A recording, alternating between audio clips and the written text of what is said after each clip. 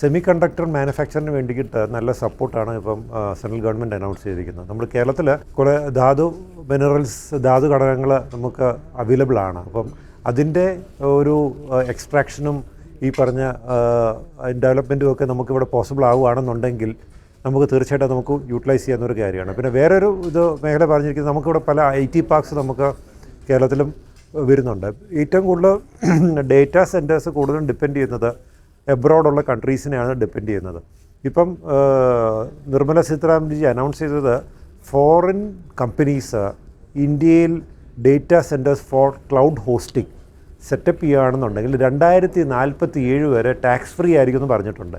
അതായത് അടുത്ത 20 കൊല്ലത്തേക്ക് അവർക്ക് ഇൻകം ടാക്സ് പേ ചെയ്യേണ്ടി വരില്ല ഓൺ ദെയർ ഇൻകം. അപ്പം അതിൻ്റെ ഗുണങ്ങൾ രണ്ടാണ്. ഒന്ന്, ഇവിടെ ഡേറ്റാ സെൻറ്റേഴ്സ് കൂടുതൽ വരും.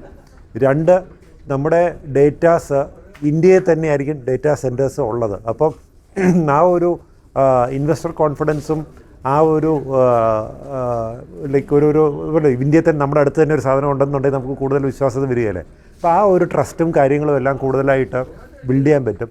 ഇത് ഇങ്ങനെ വരുമ്പോൾ തന്നെ IT മേഖലയിൽ അത് ശരിക്കും ബൂസ്റ്റ് ചെയ്യാനുള്ളൊരു ഒരു ഓപ്പർച്യൂണിറ്റിയാണ് കാണുന്നത്. കാര്യം ഡേറ്റാ സെൻറ്റർ സെറ്റ് ചെയ്യണമെന്നുണ്ടെങ്കിൽ lot of hardware is required.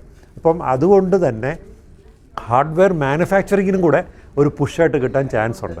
പിന്നെ ഇപ്പോഴത്തെ സെമി കണ്ടക്ടേഴ്സ് കാര്യങ്ങളുടെ ഡെവലപ്മെൻറ്റും ഇതുമെല്ലാം കൂടെ നമ്മൾ ലിങ്ക് ചെയ്ത് ഒരുമിച്ചൊന്ന് വായിച്ച് നോക്കിക്കഴിഞ്ഞാൽ നമുക്ക് മനസ്സിലാകും semiconductor development, hardware development, data centre development, cloud hosting, see through that. അപ്പം ഒന്നിച്ചൊന്നിരുത്തി വായിച്ചു കഴിഞ്ഞാൽ IT മേഖലയ്ക്ക് നല്ലൊരു ഡെവലപ്മെൻ്റ് ആയിരിക്കും ഇതിൽ നിന്ന് മിക്കവാറും വരാൻ പോകുന്നത്.